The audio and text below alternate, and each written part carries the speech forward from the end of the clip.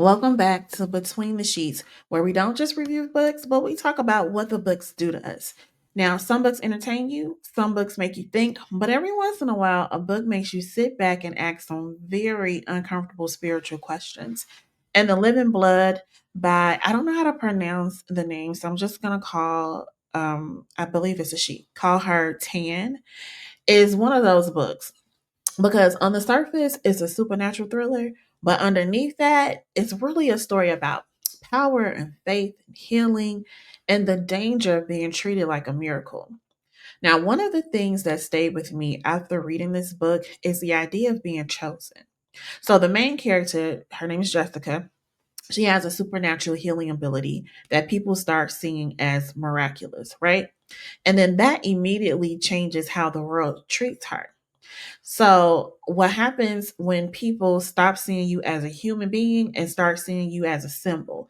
Because once that happens, expectations grow, pressure grows, control attempts grow. And so, this book made me really think about how society handles people who seem to carry extraordinary gifts. Now, a major theme of the book is the tension between religion and supernatural ability. And we talk about this all the time, right? In my circle of spiritualists. So Jessica's healing ability causes people to interpret her through their own belief systems. So some see her as a miracle, a prophet, a divine instrument, and then others see her as dangerous as hell. So the book does something fascinating to me. I thought it was fascinating. It shows how quickly humans try to explain the unknown through the belief systems that they already have, which is what we all do today, right? We can only explain things from our own perspectives, our own experiences and our own belief systems, right? So when something powerful appears in the world, then people rarely ask what it actually is. They just ask what it means according to their own worldview. So, one of the most intense aspects of this story is how people begin projecting their hopes and desperation onto Jessica. And that energy becomes overwhelming, of course, right? So, this part of the book made me think about how powerful collective belief can be. When enough people believe somebody is special, that belief can become almost uncontrollable. In spiritual history, we've seen this happen with, you know, prophets and saints, healers, spiritual leaders, all those concepts, right? And sometimes the belief surrounding them becomes bigger than a person themselves. And so the healing concept of this book, it isn't really, romantic. It's heavy. So that's just if you're looking for something soft and light, this book ain't it. Okay. Because if somebody truly had the ability to heal people, where would that line be? Like, who gets help? Who doesn't? Can the person carry suffering of thousands? So, this book made me think about the emotional weight that gotta come with that healing ability. Um, if people believe that you can save them, that's just not a gift, right? That's an enormous responsibility. And the biggest thing that this book made me reflect on is how humans respond to power that they don't understand. So we either worship it or we try to control it. Why we like that? And sometimes the person carrying the power just really just want to be human. Now, what makes The Living Blood so compelling for me isn't just the supernatural elements, because that was great, but it's the question underneath the entire story. Like, okay, what happens when someone becomes the center of other people's faith, right? Like, what does that do to the person carrying that expectation? Does it, like, how does that affect how they move in life, how they think, how they feel about different things, all of that? Now, because the living blood sits inside my soul to keeps larger mythos, the spiritual symbolism in the story really is much deeper than most readers realize. So, Tan was intentionally weaving African spirituality, immortal myths, and spiritual responsibility into a supernatural thriller. Now I did read My Soul to Keep, and it was really good. So I do recommend. I don't feel like it was as good as The Living Blood, but of course, it helps you make sense of what's happening here. So I would recommend that you read it first before you read this. You don't really have to. Honestly, the story is so complete within itself, but just knowing that background info can probably help a little bit more.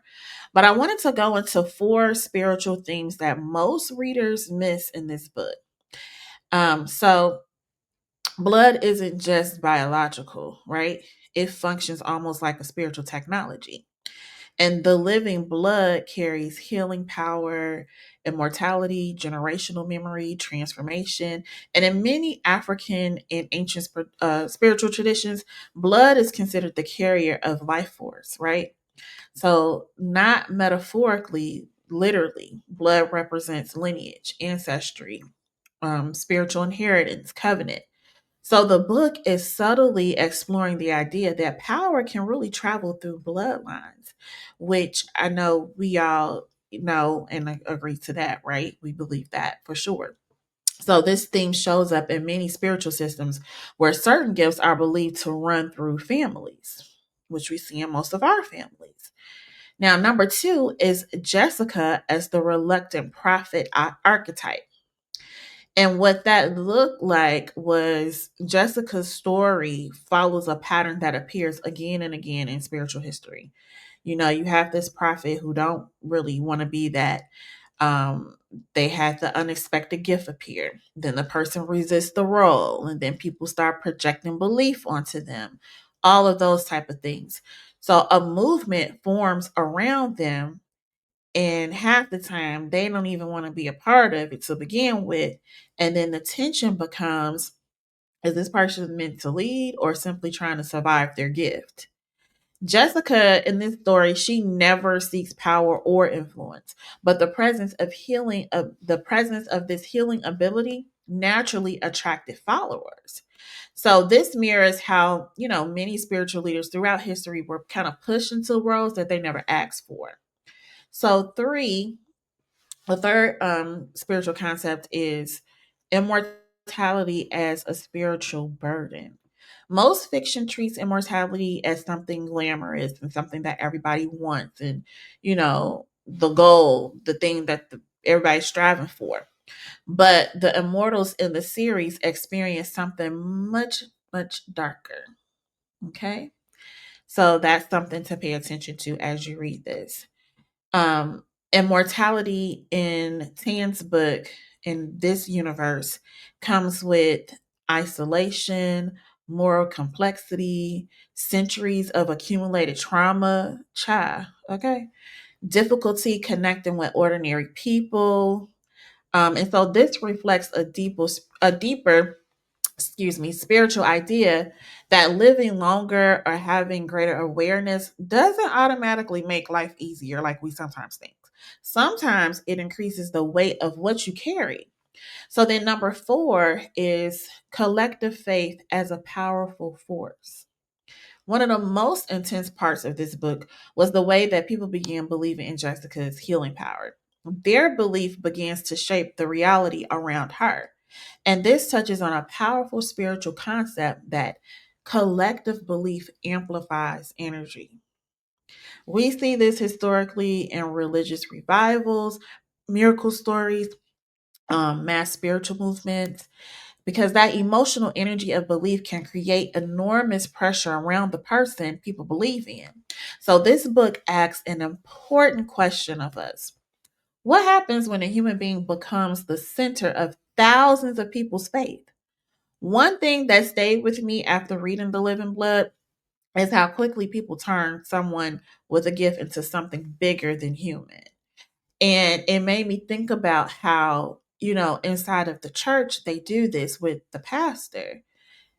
The pastors, they have their gifts, they have their charismas and their charms and whatever their spiritual gift is to lead the people, right? And the people take those gifts and they make it as if the person is now bigger than being human, and we already know how that goes. But the book reminds us that even somebody with extraordinary ability is still just a person, which is what we really need to remember, right? And sometimes the greatest challenge isn't having power, but it's surviving the expectations that comes with it. Now, I have a question for y'all. If someone appeared today with undeniable healing power, do you think society would protect them or try to control them? Because we live in a crazy place. Now, history suggests that we usually choose the second option. Let me know in the comments what you think. Now, if you enjoy these kinds of conversations where we explore spirituality and power and the deeper meaning behind stories and the such, make sure you go ahead and join my private community, the Modern Day Spiritualist. You can scan the QR code at the top of your screen because that's where we continue these discussions. Please like, share, comment, subscribe, do all the things, girl, for me, okay? And I will see you in the next episode. Bye.